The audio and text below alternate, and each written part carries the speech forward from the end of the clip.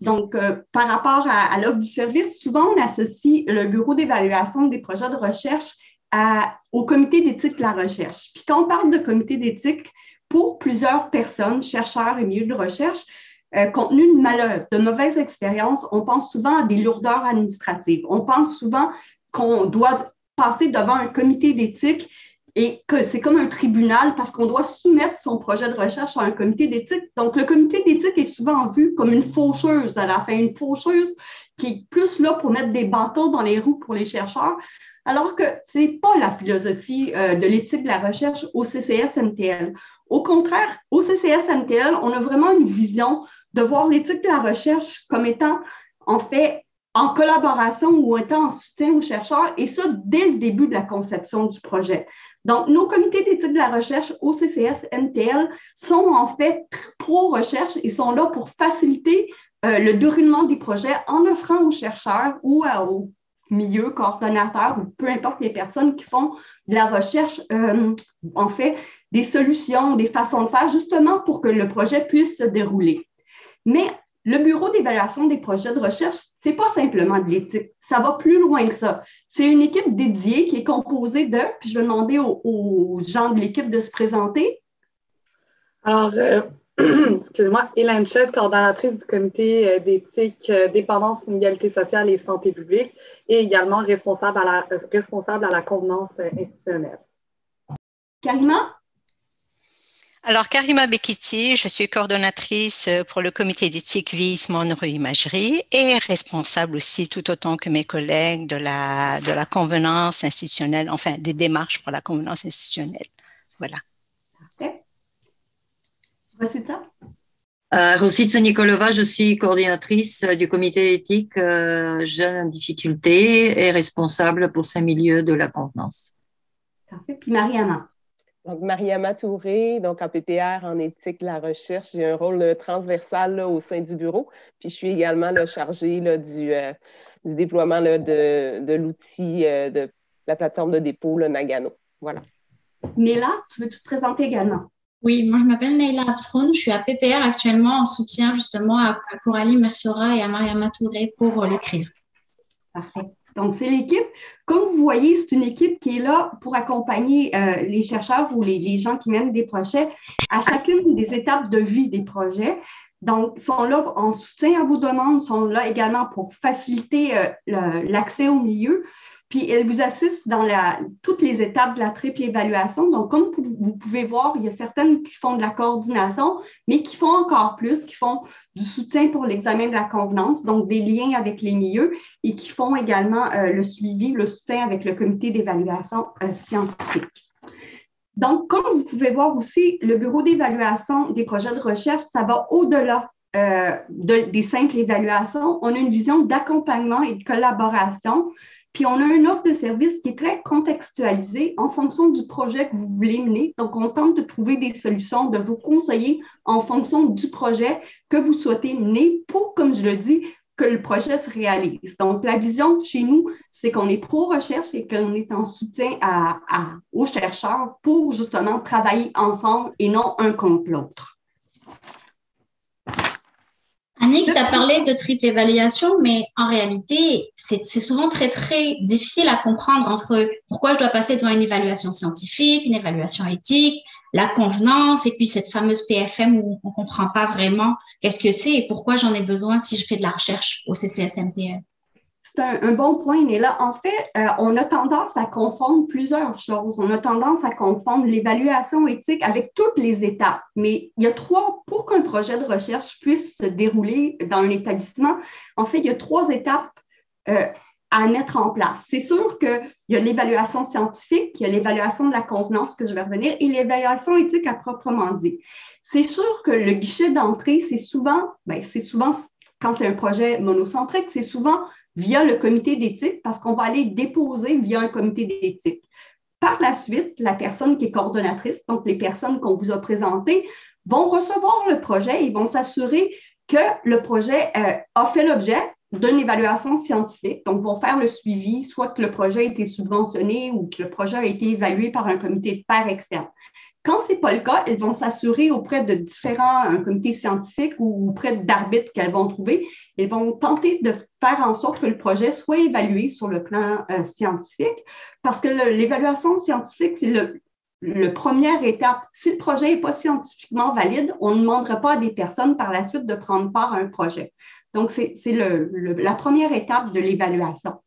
On parle aussi de convenance institutionnelle, et la convenance institutionnelle, en fait, c'est la faisabilité du projet dans les milieux. Donc, s'assurer l'arrimage entre les objectifs du projet et les orientations du milieu. On veut s'assurer de la clientèle. Est-ce qu'on a les locaux? Doit-on aller dans des dossiers? Donc, à ce niveau-là, on regarde vraiment ça. Et par la suite, il y a l'évaluation par la comité d'éthique. Donc, vous voyez, les étapes sont distinctes, mais sont souvent confondues par les parties parce qu'on dépose pour le comité d'éthique, mais il y a quand même des délais d'évaluation pour chacune des étapes et ce n'est pas souvent du ressort simplement du comité d'éthique, c'est du ressort de chacun des comités. Une fois que le comité d'éthique reçoit le projet, bien sûr, il va évaluer l'éthicité du projet, donc il va s'assurer que le projet répond aux valeurs fortes de l'EPTC qui sont basées sur le respect des personnes, les préoccupations pour le bien-être et la justice. Donc, on va regarder le processus de consentement. Ils vont regarder également le processus de la confidentialité de l'information. Est-ce que qui aura accès à l'information? La pondération entre l'avantage et le risque-bénéfice et s'assurer que le projet de recherche aura des retombées pour différentes parties de la société. Par ailleurs, il y a une nouvelle étape qui est entrée en fonction en 2015 avec le nouveau cadre de référence des projets multicentriques qui faisait en sorte que depuis 2015, il y a une seule évaluation éthique par projet.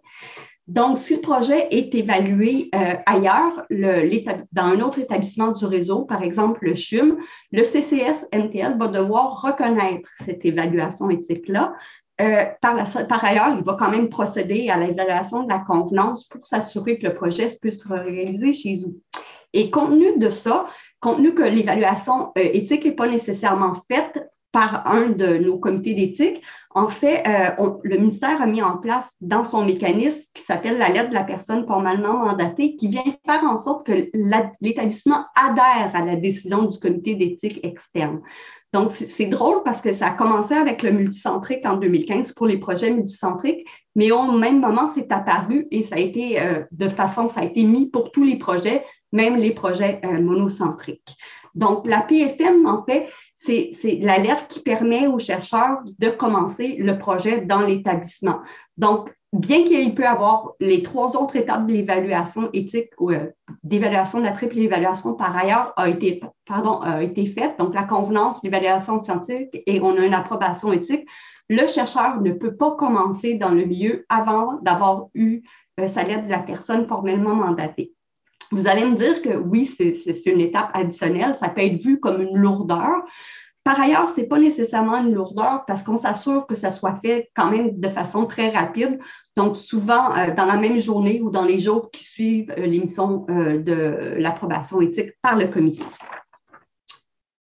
Donc, ça explique un peu le bureau, donc l'offre de service en termes de triple évaluation. Mais derrière cette offre de service-là, bien sûr, on a des gens donc, qui vous ont été présentés, puis pour qui la rigueur est fortement importante. Quand on parle de rigueur ici, on parle plus de compétences et d'expertise. Donc, on a des personnes qui connaissent bien les principes de l'éthique de la recherche, qui ont une diligence, qui veulent agir en toute compétence pour pouvoir vous aider et faire en sorte que votre projet puisse se réaliser.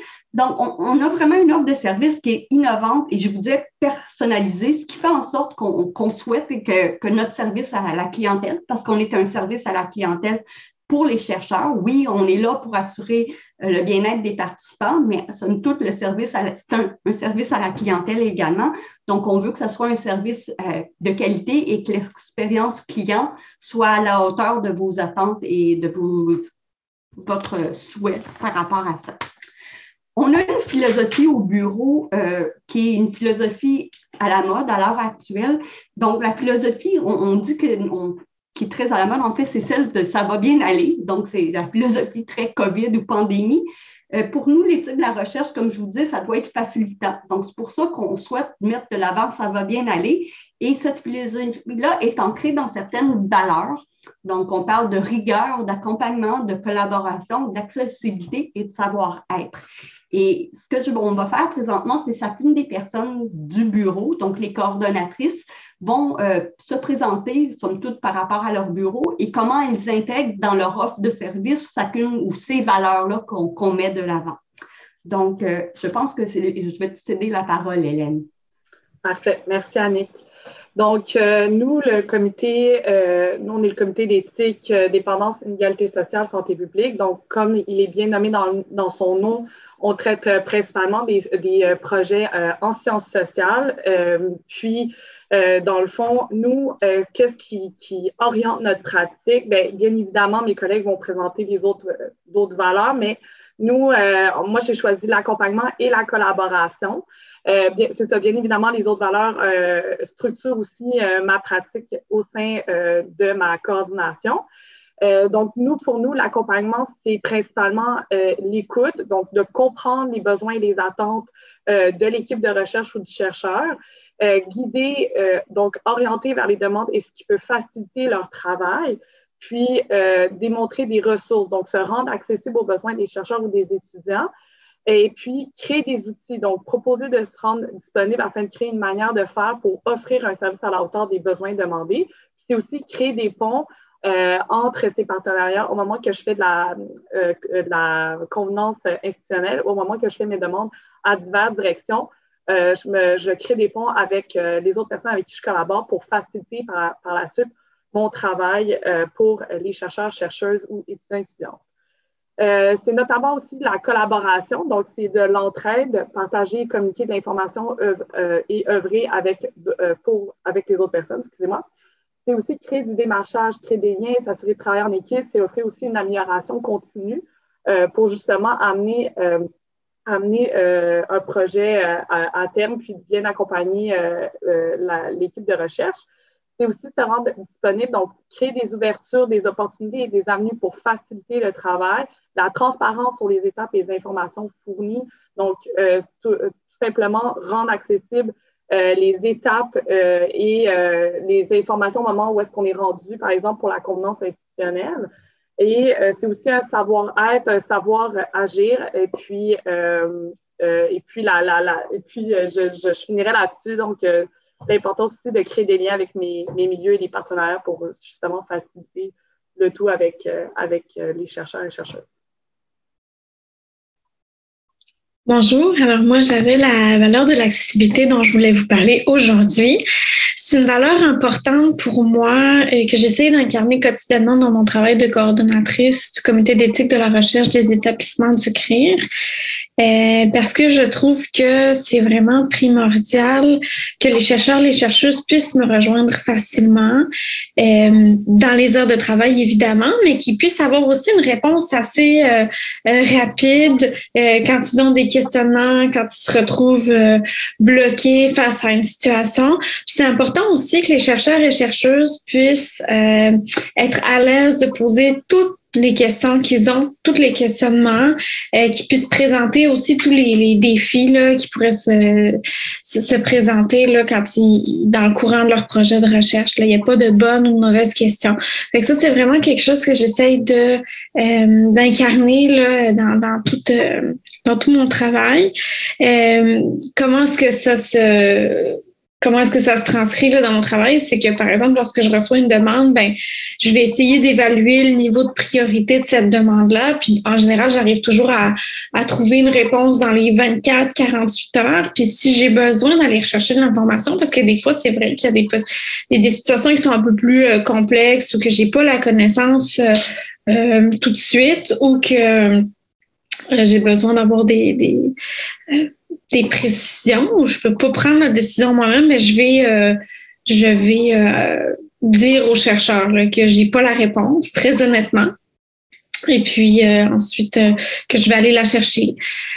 Et puis qu'il y aura des nouvelles de moi quand j'aurai reçu la réponse. quand la situation est complexe aussi, je n'hésite jamais à proposer une rencontre de vive voix. C'est-à-dire que c'est des fois plus facile de se parler au téléphone, d'aller décortiquer un peu la situation, d'aller voir l'enjeu, le niveau de priorité, la flexibilité aussi qu'on peut apporter à ça. Est-ce qu'il y a une solution ou est-ce qu'on peut en proposer plusieurs?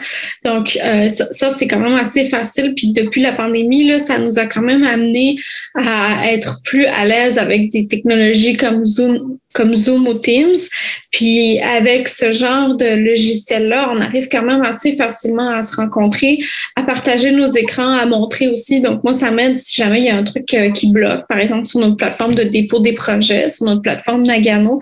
S'il y a quelque chose qui bloque, ben c'est assez facile pour moi de partager mon écran, d'aller montrer au chercheur ou à la chercheuse quoi faire. Puis aussi, ça m'aide de voir aussi ce que la personne voit dans son écran parce que des fois, moi, j'ai pas accès aux mêmes informations qu'elle. Donc, voilà un peu comment j'incarne, je dirais, la valeur de flexibilité dans mon travail au quotidien en relation avec les chercheurs et les chercheuses du CRIL. Karima, je pense que la parole est à toi. Oh là là, le moment est arrivé. Bonjour à tous. Donc, pour continuer dans le sillage de mes collègues, je vais dire que je suis aussi tout ça, mais encore, les valeurs que nous prônons doivent vraiment vous parvenir. Vous devriez être en mesure de vibrer au final avec ces valeurs-là et être en mesure de vous les approprier. Si vous semez à tout vent dans un plan boueux, vous récolterez des vers de terre. Ce n'est pas du tout ce que vous vouliez au départ, on s'entend. Vous aviez une idée, un concept, mais pour concrétiser le concept, il faudrait qu'il soit fait d'une manière assez rigoureuse. Vous avez besoin d'un guide pour encadrer son développement. Moi, je vous invite à planifier votre démarche. On creuse un sillon, on loge nos graines et ce sillon-là, justement, il abrite une de mes valeurs, la rigueur, qui, une fois appliquée, va propulser votre projet en avant, parfois même au-delà de vos attentes. Alors, quand je parle de rigueur, c'est rigueur et non pas rigidité. La rigueur rime avec le respect des règles, la conformité, la rigueur scientifique, l'intégrité. Elle s'impose d'ailleurs par elle-même dans le cas de la recherche parce que vous êtes tenu de produire des résultats et les meilleurs. Donc, c'est par la qualité de vos conclusions que la communauté scientifique sera intéressée, sera interpellée, et c'est par l'excellence de vos publications que les bailleurs de fonds, on s'entend que les bailleurs de fonds, en ce moment, on peut parler de vache maigre, elle est très, très maigre, et on s'entend que tous les chercheurs s'abreuvent à la même source, donc il faut briller à ce moment-là pour sortir du lot, et c'est à ce moment-là qu'ils se laisseront, ces bailleurs de fonds, volontairement courtiser. En fait, nous sommes vos meilleurs partenaires. Vous ne le savez toujours pas, là, mais on est vraiment vos meilleurs partenaires là-dedans. Donc, j'aurai toujours la main tendue vers vous. Voilà. Je vais vous guider dans les dédales de l'éthique. On va descendre pas à pas. Et au meilleur de ma connaissance, je vous guiderai. Je travaille en équipe, comme mes collègues, avec des chercheurs et leurs dauphins, dans une collaboration au cours de laquelle on essaie de trouver des façons de faire qui sont plus à la mesure de ce que vous attendez, à trouver des alternatives à des problématiques factuelles. Ce sera comme du tailored, personnalisé selon vos besoins. Donc, cette collaboration, elle se veut fluide et elle se décline ainsi sous plusieurs formats. On est joignable par téléphone, par courriel, par Teams et même via Nagano. Donc, prenez le temps de nous contacter. Osons conjuguer nos efforts et merci de votre attention. Merci, Karima. On retourne avec Coralie. Voilà, alors une autre valeur que j'aurais voulu développer de loin pendant cette semaine de la mission universitaire du Centre-Sud de Montréal, c'est la valeur qui est évidemment incarnée, je pense, par tous mes autres collègues, mais la valeur du savoir-être. Alors, je l'ai divisée en deux peut-être concepts principaux, la courtoisie et la coopération. Donc, vraiment dans une optique là, de travailler avec le chercheur ou la chercheure en tant que coordonnatrice du comité d'éthique de la recherche des établissements du CRIR. Dans un premier temps, c'est toujours bien important pour moi de comprendre la situation de la personne. Je dis chercheuse, chercheur, mais ça peut être aussi d'autres personnes de d'autres établissements, d'autres coordonnateurs, coordonnatrices d'un comité d'éthique de la recherche. Ça peut être aussi avec mes membres, là, évidemment. Mais c'est sûr que là, on est souvent en contact avec les chercheurs et chercheuses. Mais d'autres personnes pourraient avoir des demandes aussi. Donc, bien comprendre la situation de la personne en face de moi, son besoin, le contexte dans lequel il se présente, toujours avec en tête là, l'idée de priorité ou d'urgence dans lequel la demande s'inscrit. Et puis ensuite, ça va être vraiment important d'accompagner cette personne-là dans le défi dans lequel elle vit. Souvent, quand on nous écrit, c'est qu'il y a une question, un défi, un enjeu, un obstacle, une embûche. Là, fait que d'accompagner la personne là-dedans. Par exemple, en lien avec les chercheurs et chercheuses, ça a été particulièrement important. Cette relation-là avec les chercheurs-chercheuses dans le déploiement récent de Nagano. On a déployé Nagano le 1er avril 2021 parce que tout ce déploiement-là a créé un changement assez rapide et drastique au sein de nos pratiques en tant que comité d'éthique de la recherche. Puis ça a changé beaucoup de choses aussi pour les chercheurs, particulièrement au CRIR, le fait que les projets sont essentiellement des projets multicentriques. Ça a pu avoir beaucoup complexifié le travail des chercheurs qui se retrouvent maintenant à déposer leurs projets dans différents Nagano. Donc, il a fallu vraiment comprendre leurs questions, ce qu'ils comprenaient pas, puis aussi être là pour écouter, en écoute active, écouter un peu les choses qui allaient moins bien ou les réticences.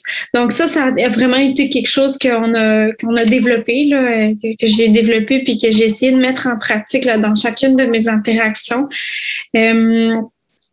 Donc voilà, je finirais ça en disant que pour moi, il est vraiment primordial de me mettre à disposition. Ça fait un lien avec la valeur d'accessibilité, par exemple, pour bien écouter et entendre le besoin de la personne en face de moi, pour pouvoir désamorcer éventuellement les potentielles situations conflictuelles ou les potentielles frustrations, par exemple, ou et peut-être même désamorcer des problématiques qui pourraient s'annoncer, prévoir un problème qui pourrait se poindre, justement dans le but là, d'assurer un meilleur service possible aux personnes là, qui requièrent notre aide quotidiennement au CER des établissements du CRIR.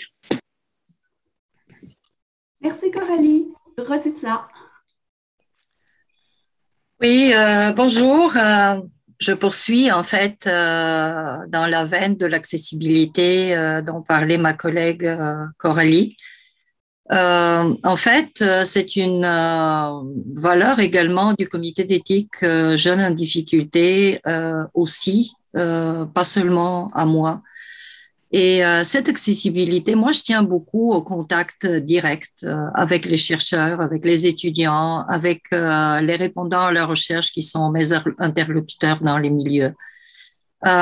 Pour moi, c'est extrêmement important le contact direct. Donc, je préfère parler au téléphone ou le voir en virtuel dans la situation actuelle, puisque ça me donne quand même une possibilité d'avoir cet échange personnalisé, de pouvoir mieux comprendre son problème en détail ou de pouvoir discuter plus et donner la possibilité en fait aux chercheurs de mieux m'expliquer c'est quoi le problème, qu'est-ce qu'ils voient comme difficulté.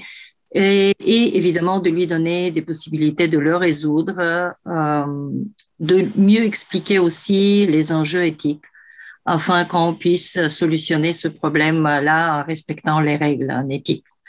Je me rends toujours également disponible pour avoir ce contact direct avec les chercheurs. Souvent, j'organise des rencontres lorsque, par exemple, le problème est extrêmement complexe et on a besoin quand même de regard du président du comité d'éthique jeunes en difficulté.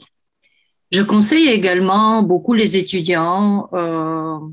Souvent, ces étudiants-là sont à leur première demande. Donc, il est extrêmement important qu'ils comprennent en fait les enjeux en éthique pour mieux, évidemment, présenter leur projet. Et j'essaye toujours de leur donner de l'information supplémentaire pour leur futur projet ou même pour ne pas faire des erreurs plus tard. Parce que, bon, parfois, on se parle au début du processus par exemple, quand ils sont en train de remplir les différents formulaires, mais pour que la demande soit quand même rendue à l'étape de la présenter au comité éthique, il y a quand même un cheminement.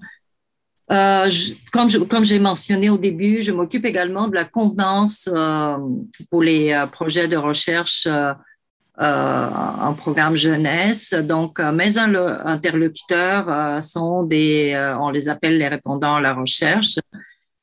Donc, c'est des personnes extrêmement importantes pour moi pour en fait rendre les projets de recherche réalisables dans les milieux et en fait, c'est très important que les répondants à la recherche comprennent bien les projets de recherche, les enjeux des projets de recherche. Donc, évidemment, ça facilite énormément l'acceptation dans le milieu et également même l'aide pendant la réalisation des projets de recherche dans les milieux. Donc, avec eux, lorsqu'ils ont beaucoup de questions, par exemple, il arrive que j'organise des rencontres avec les chercheurs et les répondants à la recherche, auxquels j'assiste toujours afin de mieux solutionner, en fait, et rendre la stratégie de recrutement et la réalisation des projets dans les milieux. Aussi, je travaille, comme aussi mes collègues, avec le service d'accès aux dossiers. Donc, vous savez, il y a des projets qui sont juste sur des dossiers. Donc, on a besoin aussi de l'autorisation de la DSP qui est importante. Et une particularité pour moi, c'est pour avoir accès aux dossiers des jeunes contrevenants. Il y a quand même besoin d'avoir une autorisation supplémentaire du tribunal de la jeunesse. Donc, je travaille également avec les avocats du contentieux.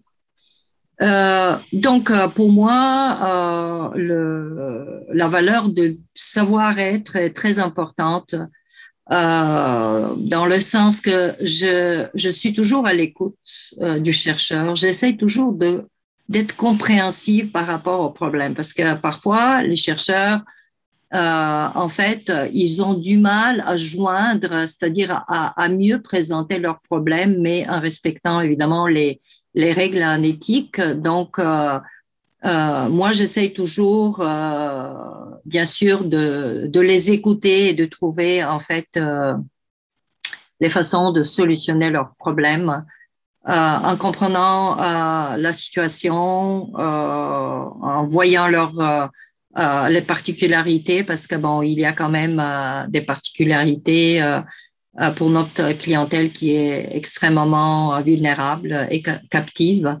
Voilà, donc le processus d'approbation des projets en éthique peut avoir l'air très froid et rigide.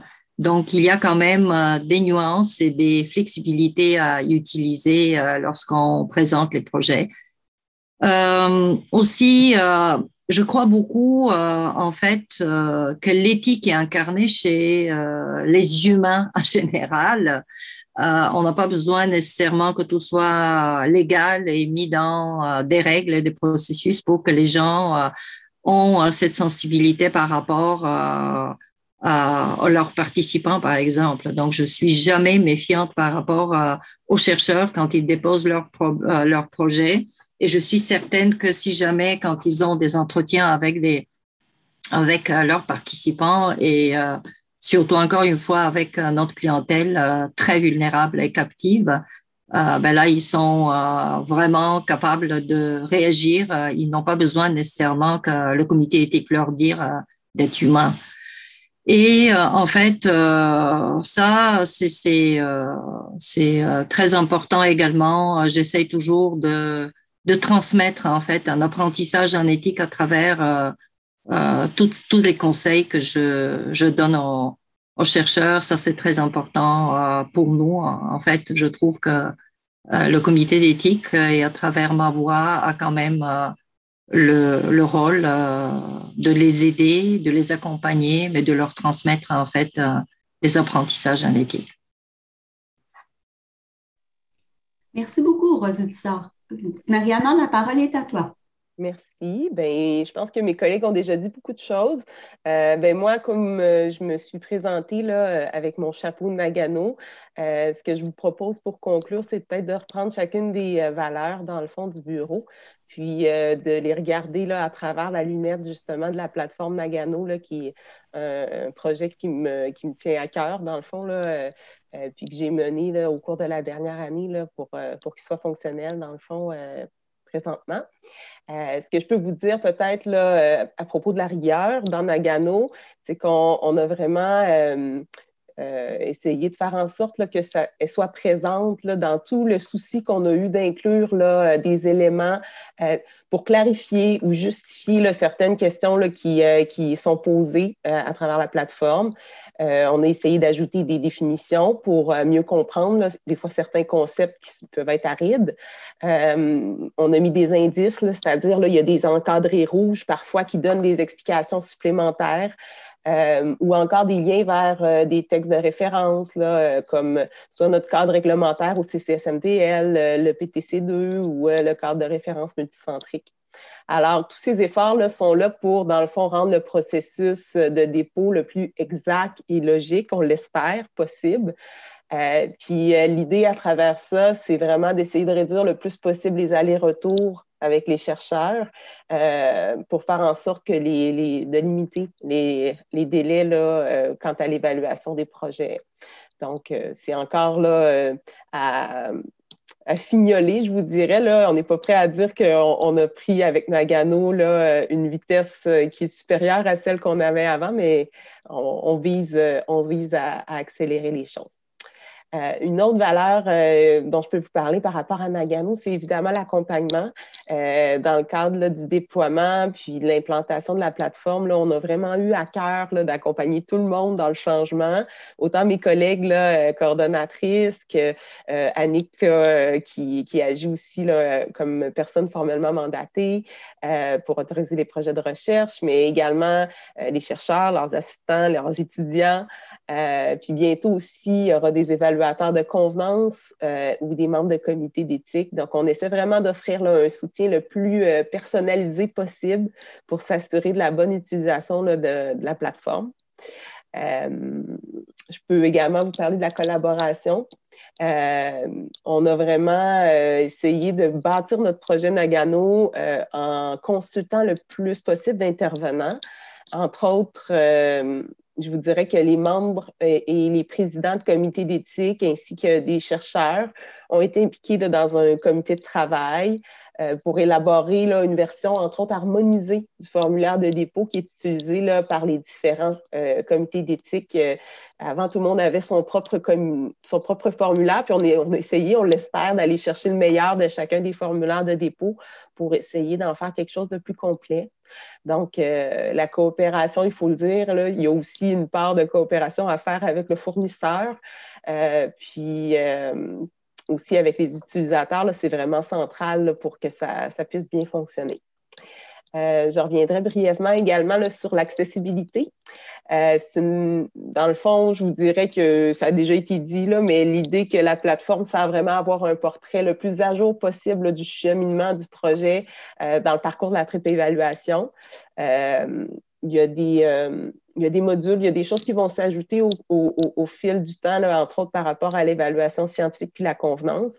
Mais l'idée, c'est qu'en temps réel, le chercheur peut savoir ce qui se passe dans le fond. Puis, on va aussi travailler très fort pour que les documents qui ont précédemment été approuvés par les comités se retrouvent graduellement sur Nagano pour qu'il puisse y avoir là, vraiment un portrait là, clair de ce que contient les projets. Puis, ça facilite aussi là, tout ce qui est là, éventuellement là, modification dans le projet là, à venir.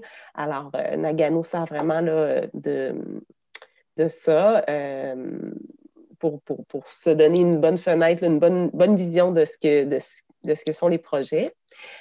Puis, je finirai avec le savoir-être, qui est une valeur forte aussi dans le déploiement de Nagano. Je pense que Coralie l'a mentionné tout à l'heure, mais le changement, ça suscite de la résistance, même des frustrations par moment, parce qu'on veut régler les choses assez rapidement, mais des fois, ce n'est pas toujours le cas. Donc, il faut savoir, c'est ça, gérer son stress, faire preuve de confiance, d'empathie, de créativité. Fait que c'est toutes des compétences, disons, qu'on a eu là, à utiliser pour implanter là, la plateforme Nagano pour que ça puisse se faire sans trop de souffrance. Donc, voilà pour le tour d'horizon Nagano. Annick, je laisse continuer. Merci Mariama. Merci tout le monde. Comme vous voyez, on a vraiment une équipe personnalisée, dédiée, qui veut le bien-être des projets. En fait, on a nos valeurs qui sont là, ils ont été expliquées et je ne sais pas si vous avez remarqué, mais chacune d'entre nous porte un vêtement de couleur qui est en fonction de l'arc-en-ciel. Donc, ça va bien aller parce qu'on veut que ça aille bien pour vous. Donc, c'est vraiment dans notre philosophie. Mais au-delà des personnes et des intervenants qui vous ont été présentés, des comités, on offre d'autres ressources au Bureau d'évaluation des projets de recherche. Donc, on souhaite vraiment offrir une ressource d'abord de formation.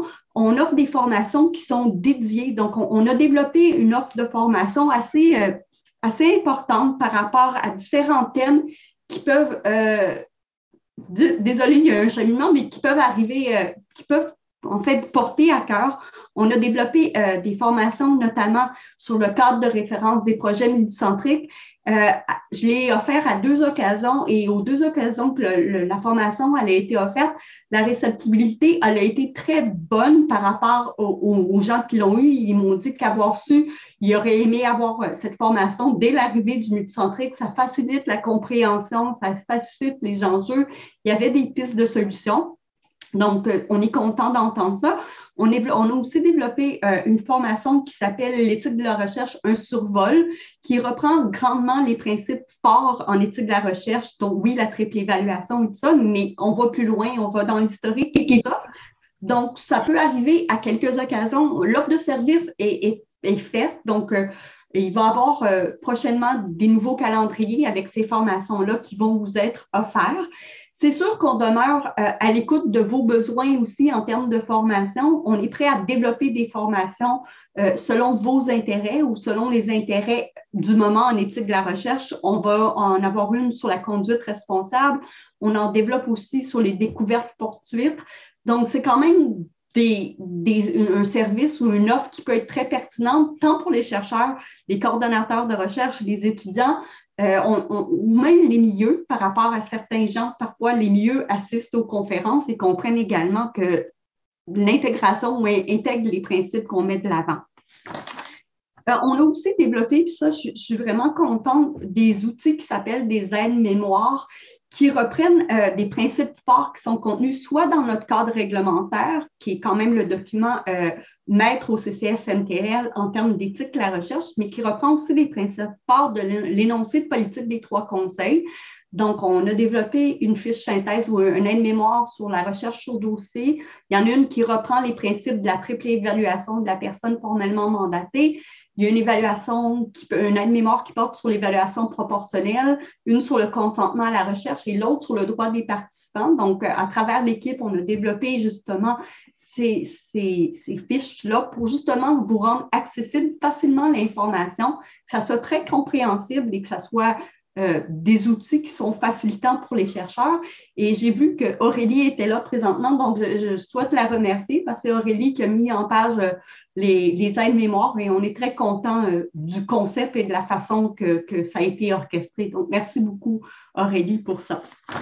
Et par rapport à ça, en fait, comme vous allez pouvoir, le bureau travaille avec les milieux, il y a de la collaboration à tous les niveaux, mais il y a aussi une collaboration qui est particulière, qui date de la dernière ou des 2 dernières années. On a travaillé fort avec la DQE-PE par rapport au développement d'une procédure d'accompagnement en éthique pour des projets qui impliquent des personnes ou leurs données. Donc, on parle ici pas de projets de recherche, mais de projets similaires à de la recherche, donc d'évaluation de programmes, des sondages, pour lesquels il pourrait avoir des enjeux qui sont sensiblement les mêmes qu'en éthique de la recherche, mais que la visée, ce n'est pas de la recherche, c'est autre chose.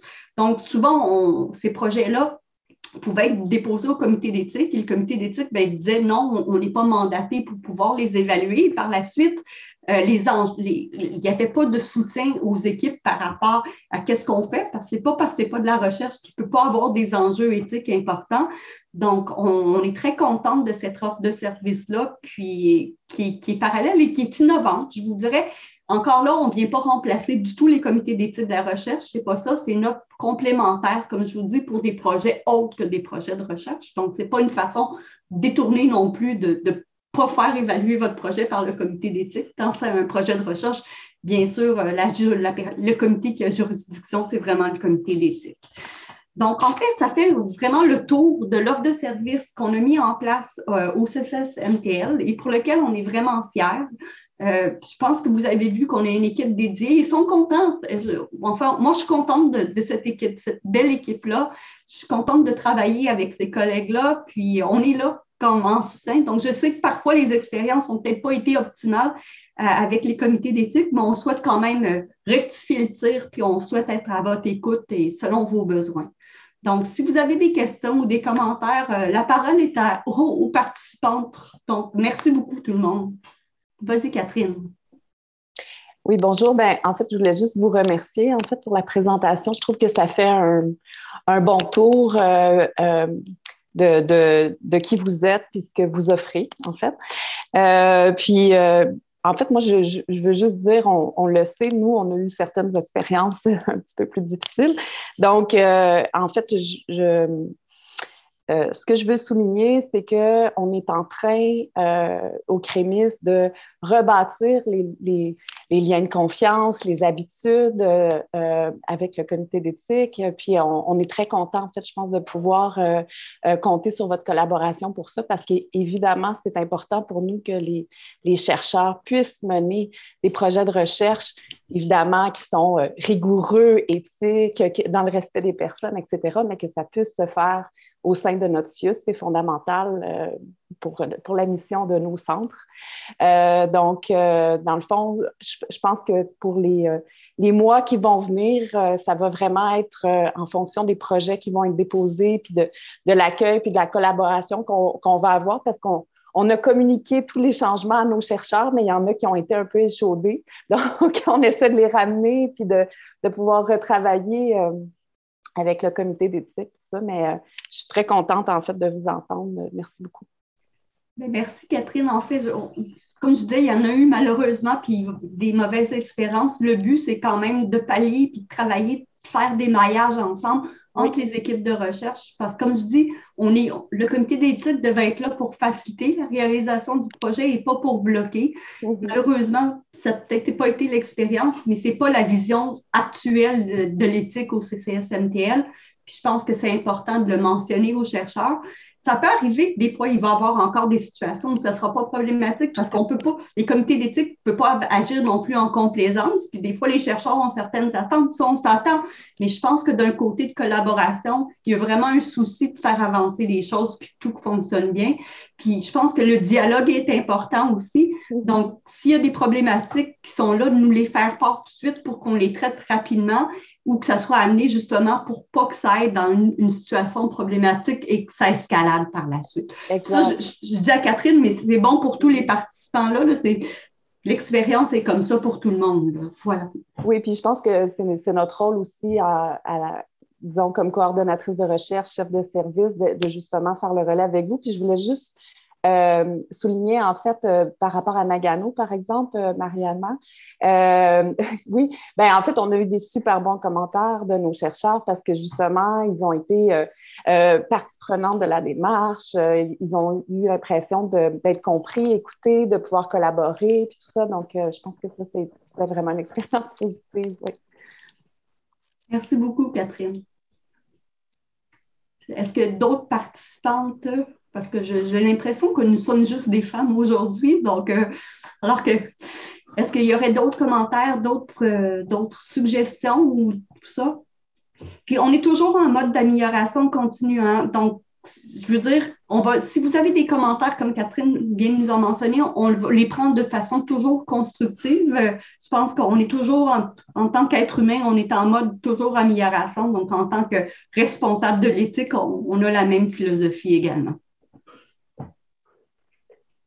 Moi, je voudrais juste aller dans le même sens que Catherine pour vous remercier pour la présentation. C'était clair, c'était bien présenté, puis effectivement, les valeurs, vous les représentez bien, puis pour avoir collaboré depuis longtemps là, avec le comité, ça se passe bien, puis c'est toujours en collaboration dans les deux côtés, puis dans un sentiment d'entraide et non pas comme tu dis, Annick, de vouloir mettre des bâtons dans les roues ou d'être rigide ou quoi que ce soit. Donc, c'est fort apprécié.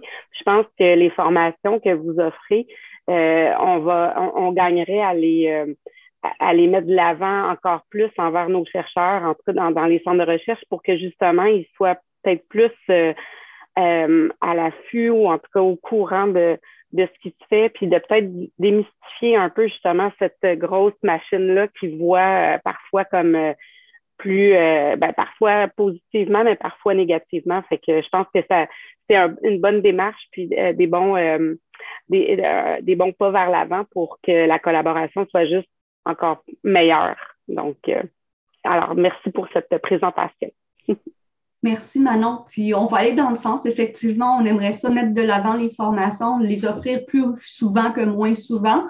C'est sûr que c'est difficile de les rendre obligatoires. Je pense que ça serait pas logique. Il faut que ça soit de façon volontaire aussi pour aller avec l'éthique de la recherche, qui est quand même un volet volontaire. Mais je pense que si on pouvait diffuser l'information, notamment aux personnes qui sont dans vos milieux, aussi si vous voulez aller voir les aides-mémoires dont je parlais sur le format d'heures, donc sont sur le site web d'ICIUS, mais je pense que c'est vous, puis n'hésitez pas à les commenter. Je veux dire, comme je vous dis, on peut les bonifier, puis s'il y a d'autres fiches qui seraient d'intérêt pour eux ou d'autres formations, faites-nous part, on est là pour vous. Je pense que, comme je dis, on est en soutien, on est une offre de service, un service à la clientèle qui veut vous aider. Donc, voilà. Mais c'est à nous aussi un peu moi, j'ai participé à une des formations, puis on était peu nombreux, malheureusement, mais c'est ça, c'est à nous, soit ceux qui ont fait qui ont assisté à la formation, quoi que ce soit, de publiciser aussi pour dire, ça vaut la peine, puis d'en faire la promotion un peu. Donc, je pense que tout le monde serait gagnant si on fait tout ça. Merci, Manon. Donc, s'il n'y a pas d'autres commentaires, d'autres questions, je mettrai fin à la session. C'est sûr qu'on avait prévu un bloc de 2 heures, mais on savait que ça n'allait pas durer 2 heures. Donc, je pense que tout le monde, vous allez pouvoir aller vaquer à d'autres occupations. Mais je suis très contente d'avoir eu on ne savait pas le nombre parce qu'on a fait en inscription libre. Donc, on est contente d'avoir eu un public. Merci tout le monde, puis c'est vraiment apprécié. Merci beaucoup. Merci. Bonne journée. Bonne journée. Merci. Bonne journée. Bonne journée. À la prochaine.